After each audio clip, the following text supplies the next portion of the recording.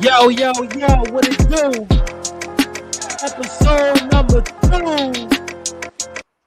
The No Box Sports Talk podcast. We are back again. Yes, sir. Yeah. Let's get it.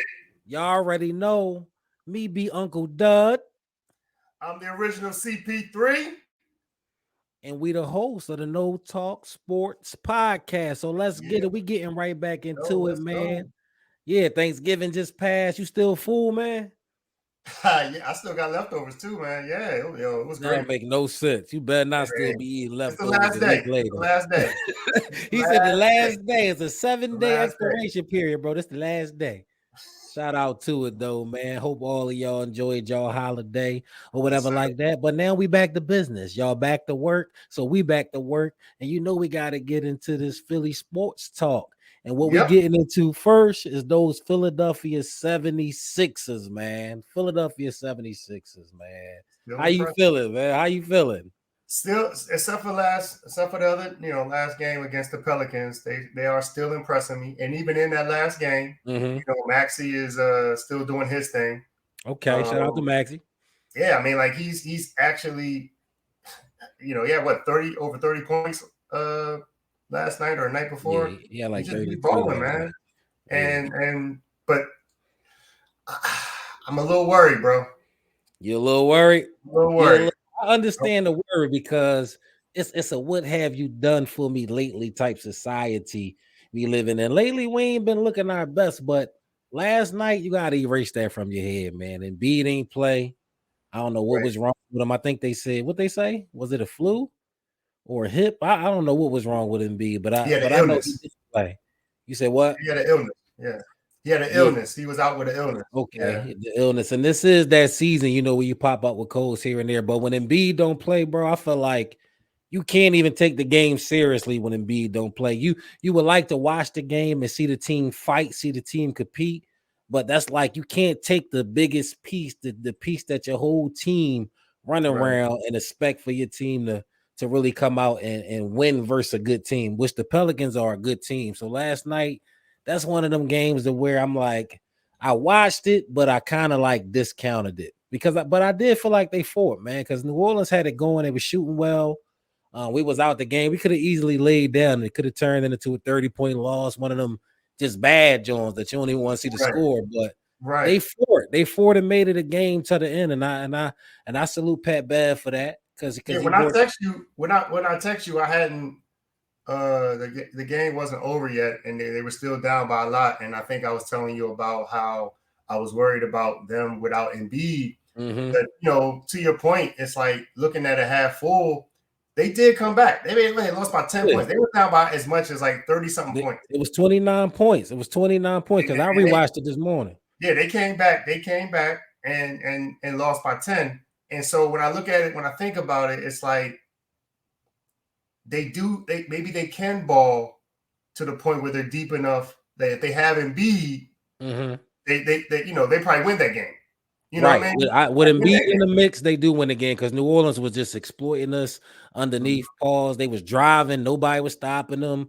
Offensive rebounds, they was letting guards get offensive rebounds. It was just no threat in the paint, and they was going to the paint and kicking it, and they was shooting really well. New Orleans is a good team too, bro. Don't feel like we just lost to some slouches. I don't know what their record is. They playoff team last year, right? I mean, so they're without Zion. And BI was hurt. So this year they got a lot of pieces, man. They looking good. Yeah, BI did finish the season, and I remember him being in the playoffs, but they didn't have Zion, and that's the key. Like Zion has to, not that this is a Pelicans brought, but it's like Zion is the key for their team. But to your point, he probably wouldn't have been driving the lane like he was. And Zion, why you love playing against the Sixers so much? I don't understand it. They were saying you got your best career average against the Sixers. Why? Because we ain't got nobody big enough for him. He got a shorty in Philly or something. I know how you get down, Zion. Right. If you got one here, just say it. Right. But you gotta chill. He is a low. He's a low to kind of stop, man. When it comes to him, when he drives to that lane, it's a low to stop, and everybody don't. It's just like when they talk about running backs, the big running back, the big power backs. Everybody don't want to make that tackle. Everybody don't always want to step in the lane and everybody don't want the smoke. or they want to try to challenge him. It's like, so yeah, and we don't like what I think Embiid might be. I know he's our big man, but it's like he might be also one of our bigger players. You know, He is the most intimidating force when it comes to coming in that lane. I yeah, think more so than Rudy Gobert. Rudy Gobert might block his shot, but Embiid is like physical down there. If you come down there, you're gonna have to feel it. Pause. So yeah, when I was looking at that game last night, I'm like, it's hard to really judge him without Embiid. So I'm gonna just see how we fight now that we getting cooked early. And I actually did like what I see. And don't forget, Oubre still didn't get back from his, from whatever he had. True.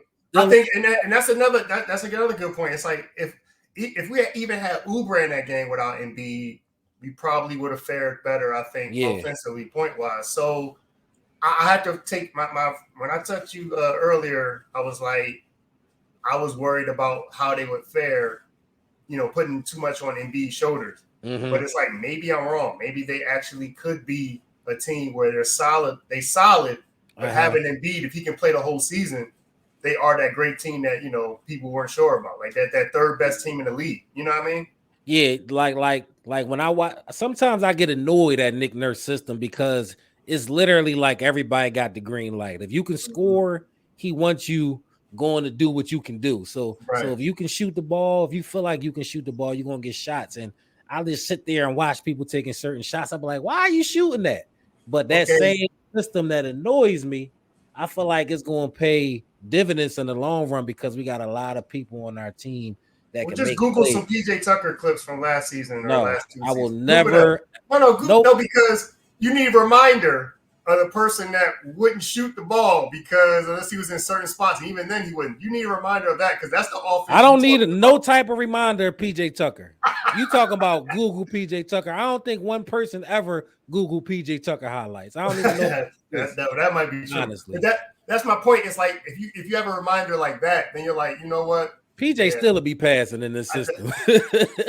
PJ still will be passing in this system trying to defend something, man. Nah, because he definitely wouldn't work. Man. Yeah, he wouldn't work to your point. He wouldn't work in this system. Like you said, he wants everybody to shoot. Yeah, and I like that. I think that's good. Why would you not? Why would you pass up on an open shot? And it's going to lend well for Embiid, him not having to feel like he got to go out and get 40, even though he end up with 30 something anyway. It seemed like it's a much easier 30. It ain't so much. You got to go through 5 to get a bucket like it used to be back in the day. So as far as Embiid health, I mean, that's always a concern though, man. Like honestly, I don't know if I'm ever going to be to the point to where I'm just like he's going to stay healthy. But with this system, we've been fortunate, man. I was telling it's like I feel like we've been fortunate, and I don't want to jinx anything, but it's like don't even. Yeah, I don't want to jinx, but it's like I feel uneasy. It's like when anytime when things are going too good, you know how that's the Philly sports fan in you, man. I mean, it's that always waiting for the shoe to drop. I was gonna say it's like kind of like a relationship. Sometimes for some people they feel like when they're in relationships, it's like if it's going too good, it's like you wait for, like you say, you wait for other shoe to drop. That's trauma. That's how I feel. We need therapy as a whole. All Philly sports fans, we need therapy, man. We just need a sports therapy session because we done been through some shit. Bro, I last year, I hate to keep bringing it up. I feel like every time we have this podcast, I bring up the Super Bowl and you hate it. But last year, I hated the fact that we were so cocky about beating the Chiefs. And so maybe that goes back to the therapy thing because it's like I feel better when we feel like we the underdogs and when we feel like we the ones. No one likes us. We don't care. Yeah, I feel better. I feel like, okay, we have a chance. When we feel like we great and we pumping our chests out. Nah. They say you're supposed to stay humble no matter what position you in. Right. But we deserve this time, man. We deserve this time because they punch on us every chance they get. But the Sixers, man, I threw that game away. I mean, I'm really looking forward to the next game versus Boston for real. Like that game is going to be a real test for us. I don't know if Oubre will be back. They said he might be. But judging by this team that you seeing on the floor right now, Oubre, assuming Oubre healthy, Embiid healthy, and we're healthy, the roster we got right now, do you think this team is a legitimate threat for the title, like a legitimate contender, not just a team that you just say because we out east, not a team you mentioned after Boston and Milwaukee, but a team that can literally go to the finals and possibly win an NBA championship that's currently constructed? I mean, it's a great question if we talking about we have a trade that can be made without losing some pieces. Like what pieces can we actually trade? I feel okay. So answer your question. All of them tradable, but To answer your Maxey. question, I think they are a real contender. Mm-hmm. I'm believing in Maxey. Okay. And obviously Embiid is going to do what he does. Kelly Oubre, if he can stay out of whatever, if he can stay healthy, you know what I'm saying, stay off the street or whatever, I think he's a good third piece. And Yeah. I feel like Tobias is, I feel like he's in some ways playing better this year so far than he's played. He's hooping. So it's like, yeah, I think they could. I feel like they're cohesive enough that they could be a contender if they build on it all year with this roster. And that's and it's like it's so great as a Sixers fan to have a team that surprises you where you're like, oh, we thought we needed James Harden. We thought we needed somebody like a James Harden. We needed a big three or something like that. No. Milwaukee didn't need a big three. I could go, but it's like we don't necessarily need a big three. We're actually moving away from that. Jokic, he don't have a big three. And if we feel like Embiid, big two in pieces. If we feel like Embiid is comparable to Jokic, it's debatable who's better. But if you feel like he's comparable, why can't with this team? Why can't we win a trade? Even if we did a trade, tell me who we're trading. See, that's the question, because I feel like we can get better. When I look at our team, what I'm seeing that we need to insert a knockdown 3-point shooter that can do other things. When I look at other teams, like the good thing about our team is that nobody shoots the three poorly. Like they all can knock down the three ball. But when it comes to just setting up an offense strategically, half court offense, I would like to see us insert like a 4 that's just a dead knockdown shooter, like the boy from Detroit. What's the boy name? Boban? Marjanovic, something like that. One of them. Oh gosh, the big one man? of them. No, number 10 from Detroit. Marjanovic. He been being mentioned in trade rumors. Him. Okay. The boy marketing over there in Utah. I think if we can add one piece like that, because I do think we got some players in the rotation that don't necessarily need to be in the rotation. And when the rotation shrink, I just think that shooting Bogdanovich. Bogdanovich. If we could plug like somebody like him in there and he's on the block and move a piece, maybe give him like a pick or a Melton or something. But I wouldn't want to lose Tobias. I wouldn't want to lose Oubre. But if we got to Melton's defense. I do like Melton defense. I'm not making a move for defense. I'm making a move strategically for our offensive set when we in the half court come playoff time and they try to double down on Embiid and they not trying to let Maxey drive. I'm not talking about the flow of the regular season, because I do think the flow of the regular season would allow this team to flourish. And I do think they can maintain without any moves. I think they can maintain being the top 3 seed in the East and possibly have a chance to beat any team in the playoffs. But we can get better. We can get better at the backup point guard spot. We can get better as a 4. Like I wouldn't even say 5, because you got Paul Reed there. You got the Morris that can play the 5. But if we can get like that in between 3 and 4 piece, that's just a deadly shooter. He's not going to play at all. He's on that bench forever. But I do think the Sixers, if they don't make a move, I wouldn't necessarily call them the favorites, regardless of how good they playing. You know what? I'll reserve that judgment, because if Maxey keeps trending up and Embiid keeps his 30-point pace and Maxey keeps his 27, 28-point pace, then hey, we got 2 30-point scorers. It's just a matter of what the rest of our piece is going to do. But I do want to see them add one more piece, just one more piece. Yeah, I just think it comes. I still just don't know how I feel about who we're giving up, because if you're talking about All the trading, players we just traded for. I feel like we have good offensive players that I don't want to sacrifice defense. We don't have a bunch of defensive players, and you do need defense come playoff time. So I just say that because you said Melton. I don't know who else you would trade. I do recognize you picked him because he does seem expendable. Yeah. But then it's like, am I sacrificing defense? He can score though. He can't score. Maybe he can't score like Bogdanovich, but it's like, I don't know if Bogdanovich is. I don't know. I mean, you got Covington now. You got Pat Bev now. That's somebody from your forward spot, somebody from your guard spot, and you got Embiid. So long as you got them anchors on the floor, I don't think we'll miss Melton that much defensively. I think if we can add a piece for Melton and maybe another piece, a young piece, maybe a future pick, just to get an expiring contract to throw in there with this group and how they share the ball, then we really talking about something no matter who we play, because you can't really just pick your poison at that point. But we shall see, man. We got a long season left. Give me something. Let me trade them for somebody else. But like who? They got to be able to shoot.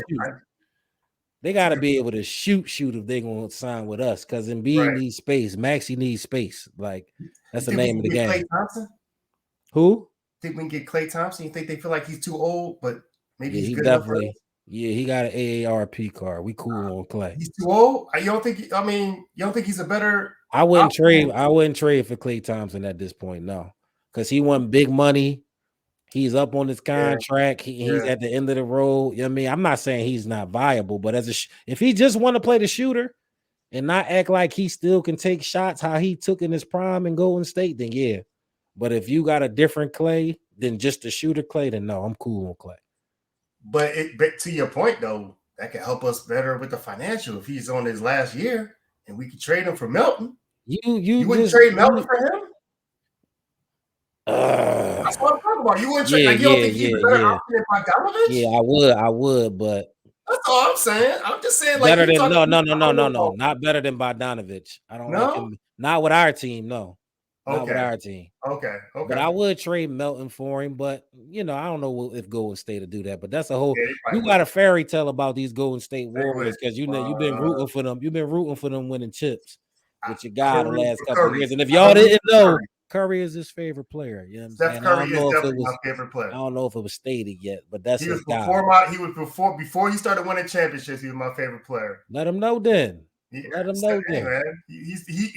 He ain't better than not the best. He is one of the top 3 best players in the NBA still.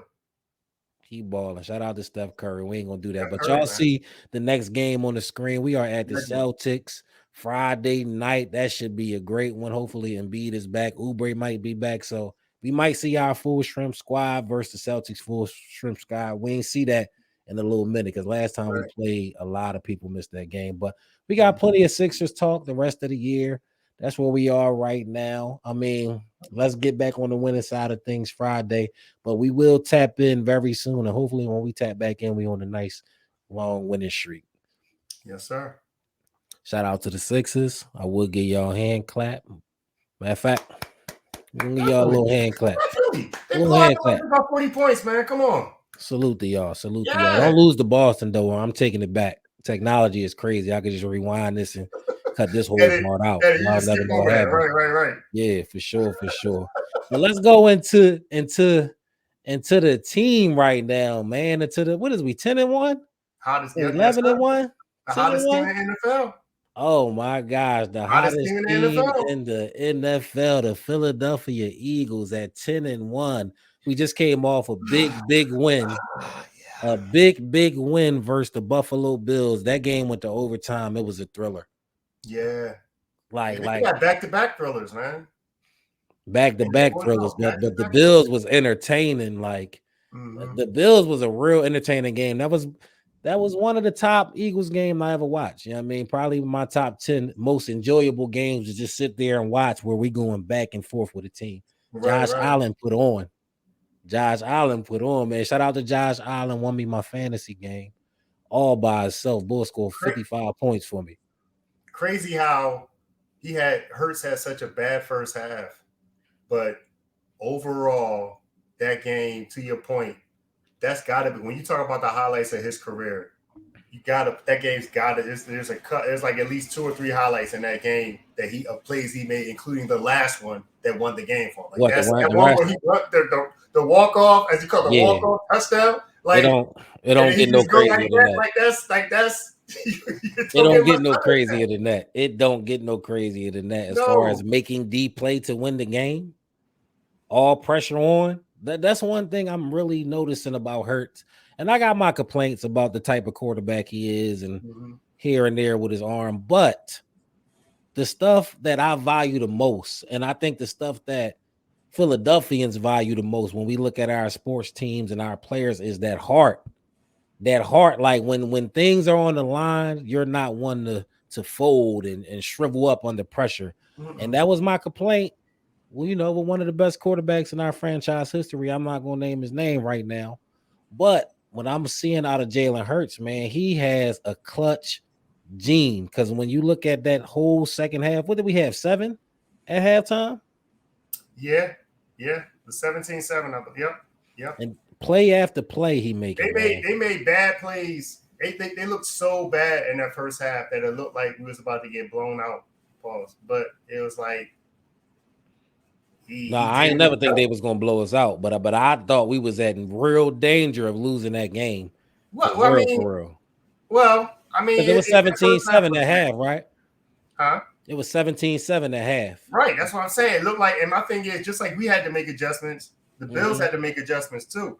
Right. Because they should have had better plays as well. And so it's looking like, okay, if Hurts continues to play as bad, if the Hurts and the team continue to play as bad as they're looking in his first half, we about to get blown out. I don't know how you thought it wasn't. Like it looked bad that first half. That first half did not look. You know what? I just know that this Eagles team played better the second half. So when I'm watching games, I feel like if you don't really jump on our neck how you supposed to in that first half, 10 points ain't nothing. Even 14 points, I would say, ain't nothing. If you don't really go ahead and make us pay and you letting us hang around, then in my mind, I'm thinking we coming back. Same thing with Kansas City. I knew we was going to beat Kansas City just because we lost to them last time we played them in the Super Bowl. I just knew we was going to beat them. Okay. But coming into this game, I didn't know. I was like, I don't know about this one. They can get us. But going into halftime, I said, they only up by 10. We definitely could come back. I wasn't as confident, but I wanted to see how the third quarter started. When I seen the Bills didn't close it how they supposed to in the third, gave us life, then it was back and forth. It was a real war then. True. And I was kind of the same way as you felt in regards to, but for me, it was how they won against the Chiefs. They were fortunate. And so I'm like, we can't play two. I mean, people can debate whether the Bills are a great team this year or not, but we can't play two really good teams back to back and play like we did against the Chiefs and beat the Bills. And so I'm like, we got lucky against the Chiefs. I don't know if we're going to beat them. We're probably going to split. So I'm thinking like you, this is the one where we just, we take this L and keep it and move on to the next, to the 49ers and stuff like that. But no. You said no. Now I told you I didn't know we was going to win, but when I seen they didn't step on our neck in the third quarter, I said, this is about to be a game. So I was just in it on the edge of my seat. I didn't know who was going to win. But to see them close the game in that fashion and to see Jalen Hurts make play after play, that play he made where he scrambled and threw it to Zacharias. I know I'm mispronouncing your name, bro. Zacchaeus, the boy who went to St. Joe's Prep. Shout out to the Prep, Philly. One of them schools. That's an awesome story in itself. Both him and Swift. That's him and Swift. The especially same with the Super Bowl. Come on. Okay, St. Joe's Prep gonna be. That's awesome. You already know how my nemesis do in the group chat. Everything about St. Joe's Prep, he sent it. Right. Shout out to the Prep. Yeah, they not Frankfurt, they not the Pioneers, but shout out to the Prep. You know what I mean? Right.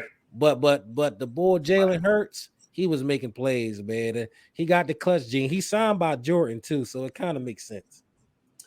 Yeah, I wouldn't be surprised if he got a documentary in the works right now. But I feel like that scene at the end of the game, man, that's perfect for it. What more can I say? I feel right, I feel like.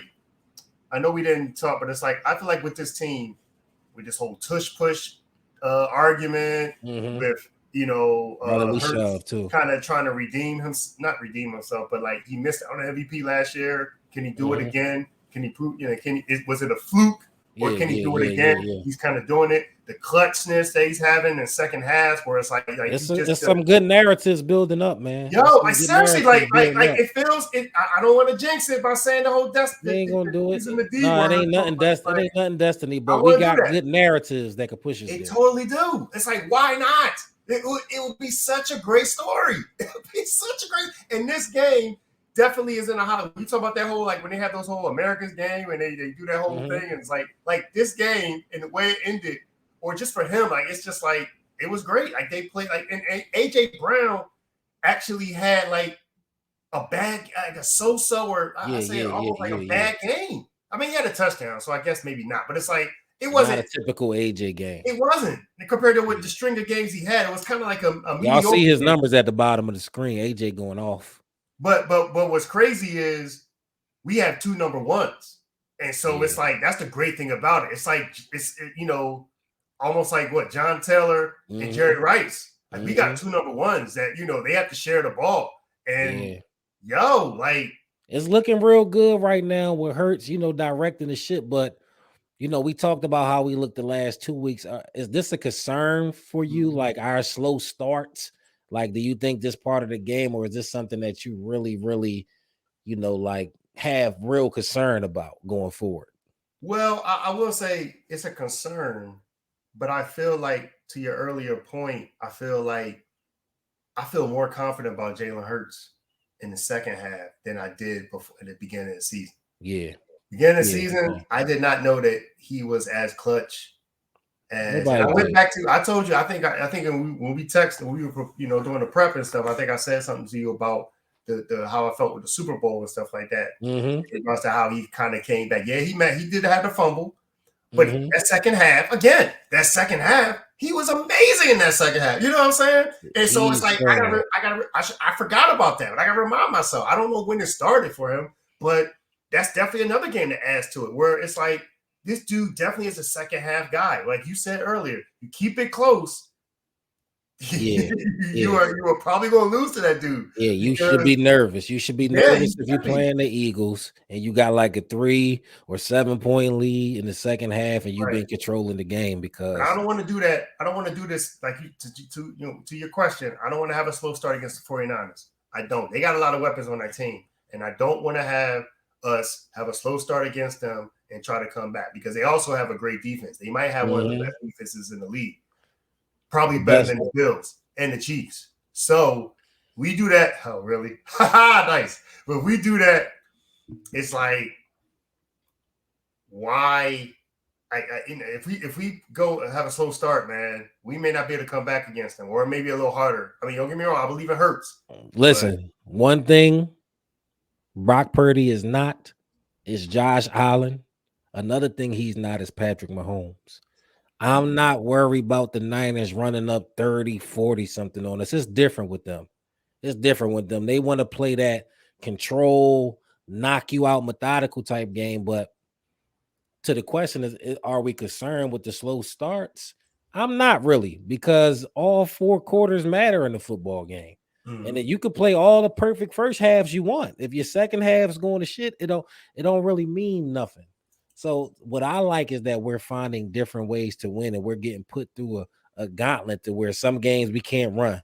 Some games AJ can't get the ball. Some games Hurts can't get out the pocket because he hobbled a little bit. Some days we got to shoot it out because our defense ain't on point. I just like the fact that we're winning all different type of ways, because at the end of the day, the last football game going to come down to who make the plays. And we are seeing we're making a lot of plays. One day, somebody not going to be able to make a play. That's the story of every team but the team who win the Super Bowl. But the name of the game is about big-time players making big-time plays. And we've seen we got a multitude of those that can step up on offense and defense to change the game. Shout out to Brandon Graham for being, first of all, playing 189 games for us and still making plays. Like he's not even like he made big plays in that game against the Bills. Like, it wasn't a thing where he just was on another body and he was actually making an impact at the point. He made some plays. Like at that age, that's that age, or should I say NFL age, like that's impressive. You got a rap for the old heads, right? But Deacon Graham. When you say slow start, are we talking about just the offense, or are we talking about offense and defense? Because my thing is, we can't be down 21-7 to the 49ers talking about, I believe in Hurts. He's going to come. That's what I mean by a slow start. We can't have slow starts like that, or even 17-7. Well, listen. I'm gonna tell you what. We're not gonna have a slow sharp start because we got a lot of ammo going into this game. We have a lot of people that's been talking crazy going into this game. And from last season when they came into Philly and got handled. Peep this clip. D-line make him all make both of them all pros. Besides Slay, I respect Slay. What about Bradbury? Trash. Bradbury's trash. Wow. He the one that made. Did you see the play that Brandon had? The second play of the game, he got hurt. Purdy got hurt. Talking about the separation, like it's just like it's football. You gonna make some plays? Man, we call him trash. D-line make him all make. You hear that? That's just disrespectful, man. Yeah, it's just disrespectful, man. It totally is. That's just super disrespectful. And it's coming from Deebo Samuels, the guy who plays with a handicap sticker on the side of his helmet.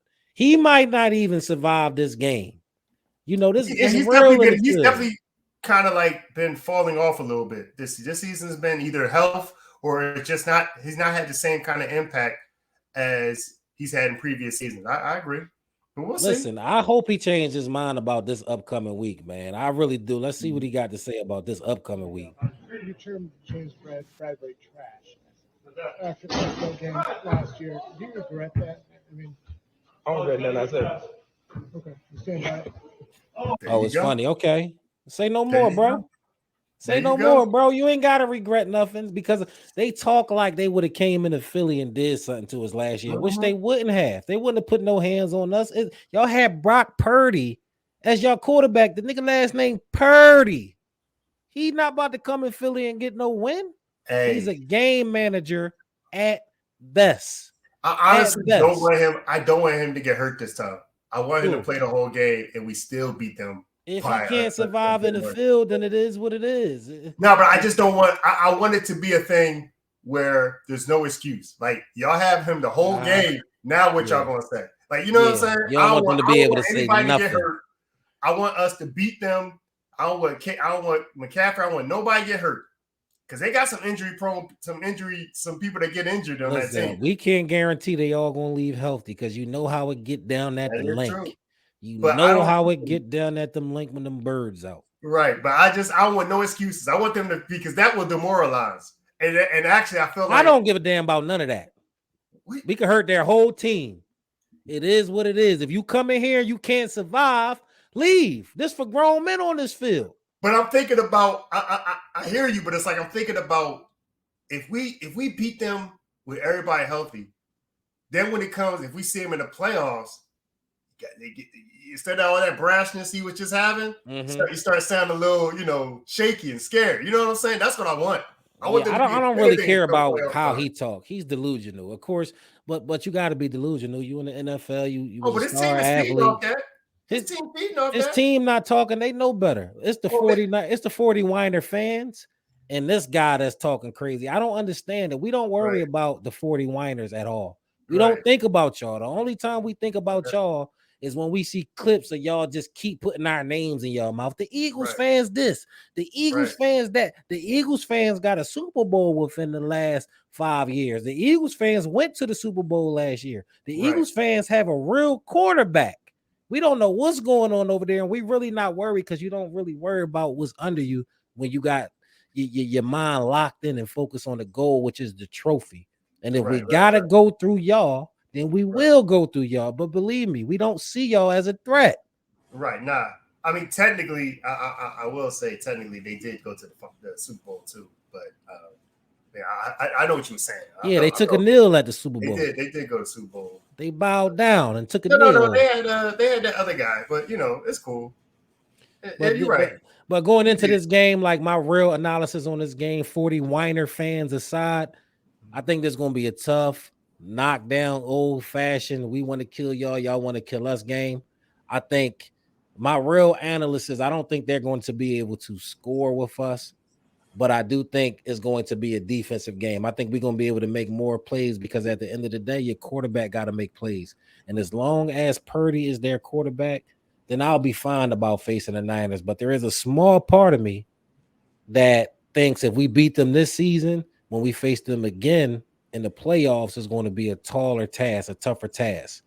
I don't know if I like the narrative of we just run through everybody during this gauntlet.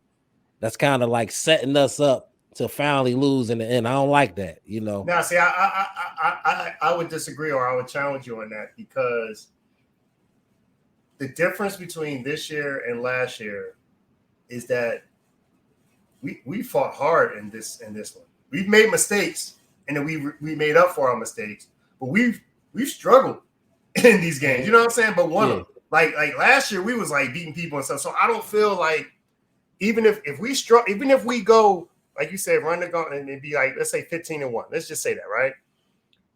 The way we're playing right now, it's like we just like who's next, and we're fighting. It's like we're fighting, like we're just fighting, like like you got a string of but you in a cage match, and you just like who's next. The next person come up, you just fight them. Like, but it's just nobody beats you. Like I feel like this year we're not running. We're not dominating anybody. Maybe we did the Dolphins, but we're not dominating anybody like we did last year. Like this year is all hard fought. So I feel like even if I feel like I wouldn't be worried about the playoffs this year, because it'd just be like, hey, it's not necessarily the playoffs I will be worried about. It's about people getting a chance to spin the block on you after they have motivation and a scouting report on what to do different next time. It's not necessarily who we would have to play.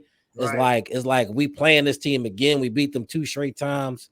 At some point, something gonna happen where they break through and get you. So I don't know if we gonna lose to a team, which we not condoning no losing. But on this gauntlet, if we take an L to them, so be it. I'm not preparing for that. I think we're gonna smack y'all. But I'm just saying in the big picture, if we lose to y'all now, I know there's no way we losing to y'all in the playoffs. It's dead. Not losing to y'all twice. Dude, if we beat them in a hard so my prediction is 24-21 Eagles. All right. If they beat them like that, I feel like we see them in the playoffs. We're going to blow them out. Everybody going to hype this game up and say the 49ers were revenge, and we're going to blow them out again. But I feel like, that's how I feel. You know what I'm saying? That's the confidence I have. If we pull it off and beat the 49ers, even in a close game, and Hurts does what he's been doing. Yeah, I don't want a slow start, but I believe I'm really believing in this team that we're just like next team. Let's go.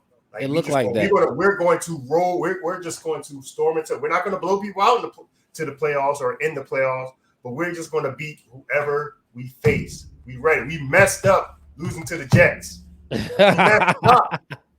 The bum Jets. We lost. Seriously, we messed up, but it was a wake up call. It's like, yo, all right, we lost it. We gave that game away. We ain't doing it again.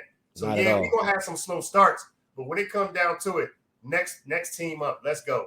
Next team up, man. I'm rocking with that energy. I'm not putting out lost vibes. I'm just saying it's hard to continue to keep beating the team. But if we got to do that, we'll do that. So we'll smack on y'all gladly. And I think we're going to win too. If I had to give a score prediction, it'll be 27-17 Eagles. You know what I mean? So we shall see, how true that remain. But these one of the 2 top teams in the NFL, clash of the Titans. So everybody gonna be watching this game, man. Right. I don't know how I will rank them. If I had to rank my top 5, the Eagles would definitely be at the top. I would say Eagles 1. I would say Chiefs 2, and I'm only gonna give 5. We ain't gonna get too deep. Okay. Chiefs 2. The NFL playing the Bengals now dropped out. Let's go Ravens 3. Let's go Ravens 3. Let me think. What we got over here in the NFC? Got 2 more. Let's go Ravens 3. I go Dolphins. I go Dolphins 4. And this is on the fly. This ain't rehearsed. I ain't got no notes. I think the Cowboys is a little bit better than the Niners right now. I put the Cowboys in there at 5. I put the Cowboys in there at 5, man. Wow. Oh, okay. You're starting to believe in Dak in them, huh? Not even that. It's just I don't believe in the Winers. It's Purdy back there. All right. Well, and if they see each other again, they got the ultimate motivation to smack San Fran. Bro, they destroyed the Cowboys. So I'm really shocked that you would. And Purdy was playing that game, I think. So I'm really shocked you put the Cowboys over them. I thought we were going to be the same except for one team, but you just totally shocked me with the whole Cowboys thing. So, all right, well let's see what you got. Now this is on the fly. I couldn't think of no teams in the NFC. You better not have no star under that hoodie, man. Stop it.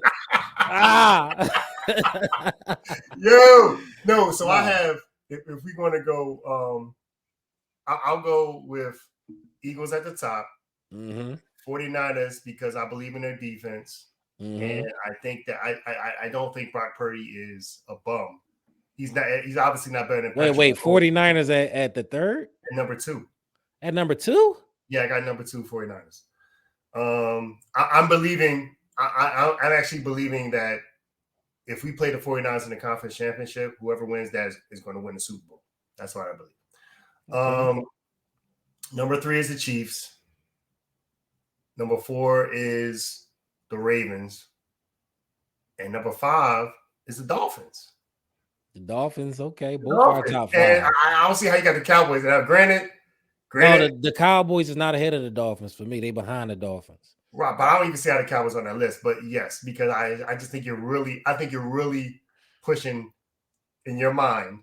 I'm not saying that you're saying anything for podcast purposes, but in your mind, you are so upset about these 40 Winers, 49 Winers, or 40 Winers. No, it's Dak versus Purdy. I see what narrative you're trying to build. That's how you thinking. That's not how I'm thinking. I'm going Dak versus Purdy. That's what I'm going. And what in Dak's game has made you think that he's better than Purdy? First of all, he doesn't even have the better weapons than Purdy. He does not have better weapons. Even though Deebo Samuel has fallen off a little bit, he's still really good. Bro, you're not about to get me to sit up here and argue for the Cowboys. I'm not doing that. I'm sorry. What? I think you're not about to get up here and get me to argue for the Cowboys. Whoa, I'm not doing you did that yourself. type of magic you trying to use. You did it yourself when you put them in the top 5. I just put them in my top 5. Well, That's you shouldn't have done that. I think they're better than the 49ers. Okay. They better than them. So in my opinion. You want to disrespect? You think they're both 8-3 Jaguars? You couldn't put Jacksonville in there before the Cowboys? Jacksonville, I don't think Jacksonville is better than the Cowboys. I'm gonna keep it real. I'm gonna keep it funky. I don't rock with the Cowboys, but when I'm looking at football teams from top to bottom, and then they pretty much even, I go to the quarterback. What about the Lions? So you don't think the Lions? The Lions could beat the Cowboys in the playoffs, and the Cowboys could beat the Lions. It could go either way. Okay, so it's a coin flip for you with them. You just put you put the Cowboys. To me, the Niners is right there with the Cowboys. It's the Niners and the Cowboys is that second tier. To me, I think the Cowboys can beat them. Right. Honestly, I feel the same way. Or I won't say I feel the same way, but I feel about the Dolphins probably how you feel about the Cowboys, where it's like I put the Dolphins in there, but I don't really know if I believe in them in regards to you know what I'm saying. But I'll say that for me, it's a little biased because I've been looking at I've been watching the documentary, man. I've been watching the documentary. Oh, okay. So I'm a little bit I've been watching Hard. Yo, I don't know if you've checked it out. I know they got like little commercials and stuff like that on there. I don't know if you did, but yeah, I seen the clip. On there of Hard Knocks. Which clip did you see? Let me see. Which clip did you see? Let me show you this, Joe. Yo, because it was a couple, but Mike McDaniels, he sticks out, man. He's a personality. But this one right here. Okay. Oh. What? How did you? I was making sure. You were looking at me, but you threw. No. How are you looking at me, but then you threw? He was looking at me, but then he threw that way. What? Yeah. That's not allowed. That's in the first. So that's in the first episode, and it's like you watch him. First of all, he's hilarious to me. He looks like a really like down to earth guy. I mean, I wouldn't be surprised if he one of those dudes that you could sit back and like him chop it up with. Yeah, you know what I'm saying? Like, yo, it just be like sitting there, baking and talking. You know what I'm saying? But right. Like, he seemed like a cool guy, man. He really does. Like laid back, like, and genuine reactions like that. You know what I'm saying? So I watched that. I watched that show. I like watching him. He's funny. Tyreek Hill. Cheetah.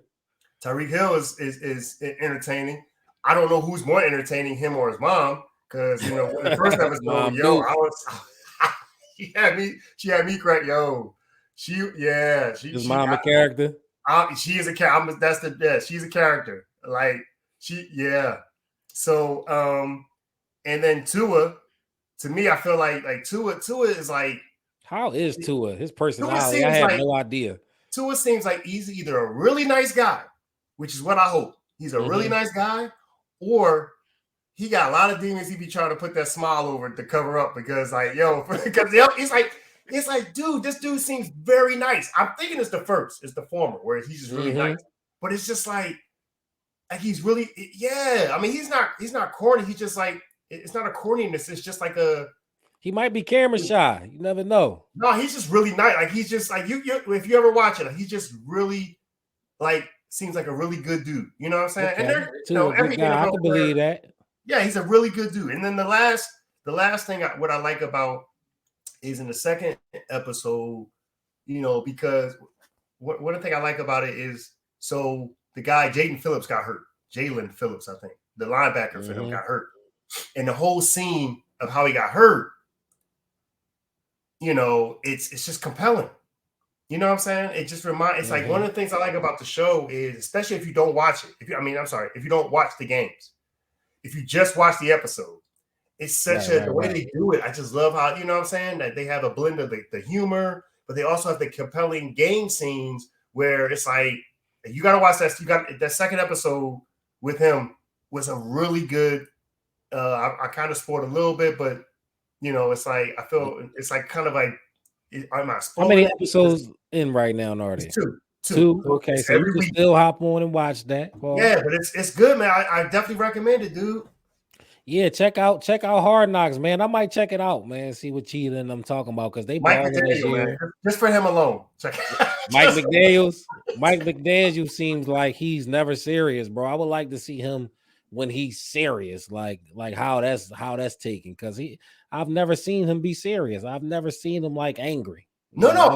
You mean angry? Because I think in that clip that we showed, I think that was genuine. I think he was genuinely amazed. He wasn't being funny. I feel like he was genuinely like surprised at what happened.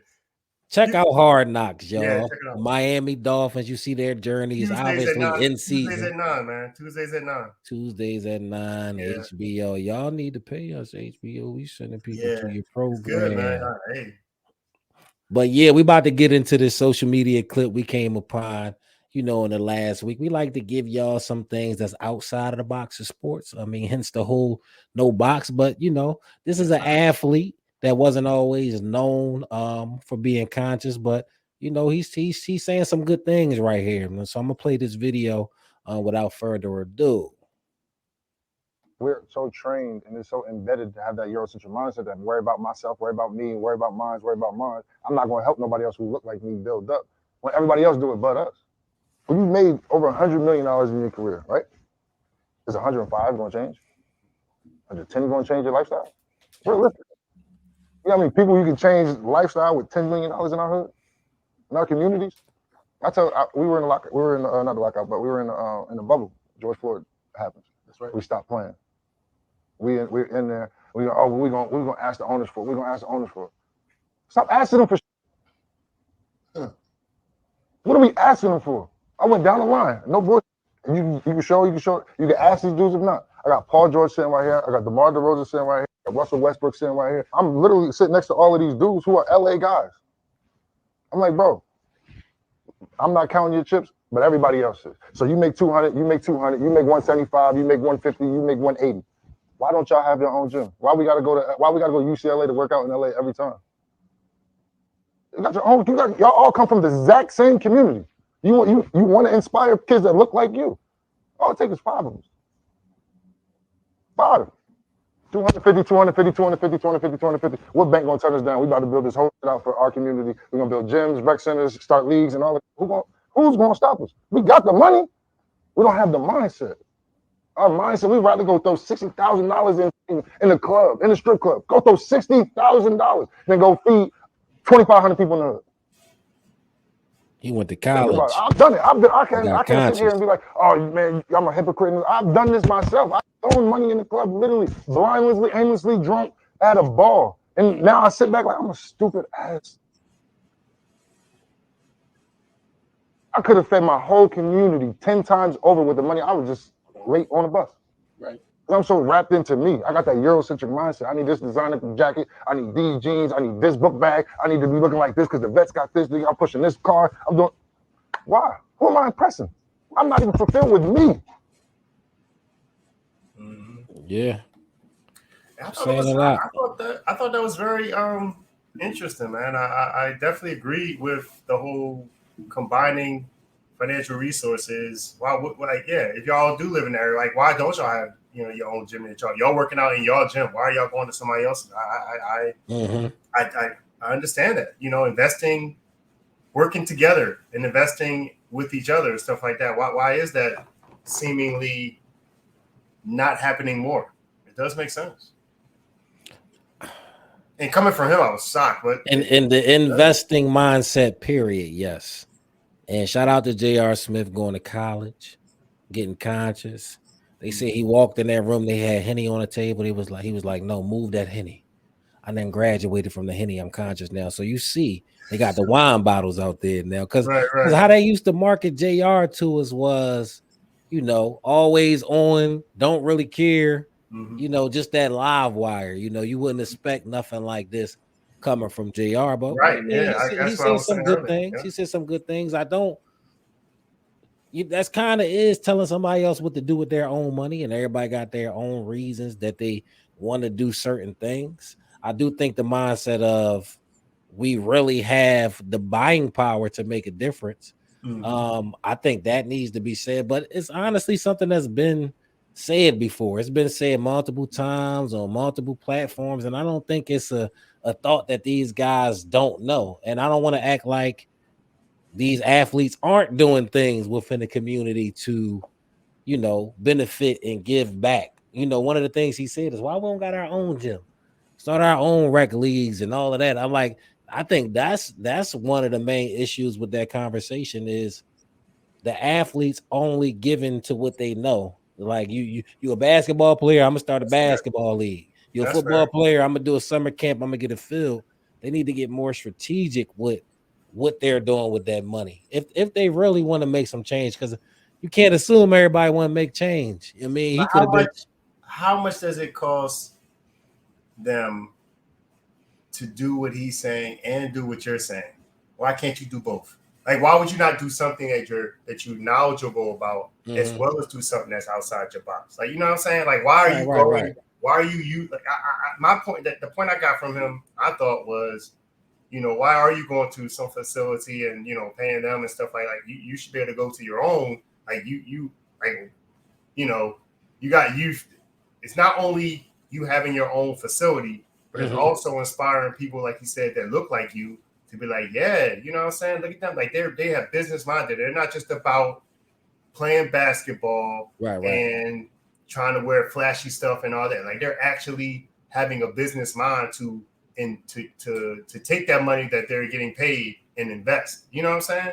I mean, I hear what you're saying about telling somebody how to use their money, but I think his general point was, stop wasting the money. You know what I'm saying? It don't have to be a gym, but my point is stop wasting the money. That's why he brought up the point about the clubs and stuff like that. He's like, there's a lot of those guys waste the money. You know what I mean? I mean, like that's getting into the game of counting other people's money, telling them how to spend it. Because we saying we wasting the money. We ain't making that type of money. If you making 200 million, you know, if you go to the strip club, you might throw 100, 200, 100, 200 to them is 50,000. Right. So we looking at it like we putting ourselves in that position, and we can't really do that because we don't have that mindset. I can't say you wasting it on what you want to do with your leisure time, but I do also know that if you probably are an athlete that made it from a hood, then you probably got people hitting you up with investment opportunities all the time.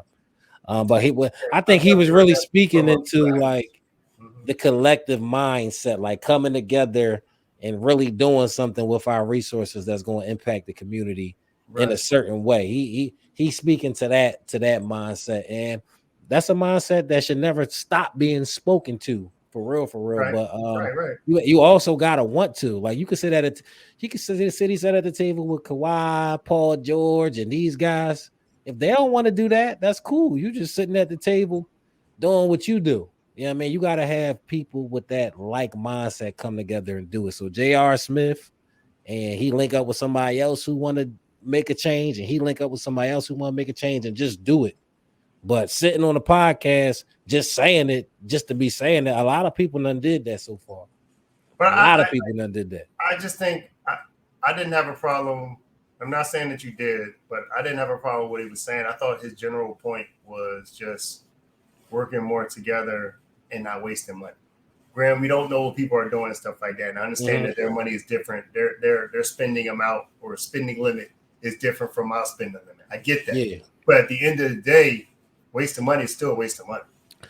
Regardless of how much money you have, if you're wasting, let's just say $1 million at a strip club, that's still a waste of money. Regardless of how you want to look at it, if they can do that, it's not a big deal for them. The bottom line is that $1 million could go to something, to invest in something that could make them money in the future.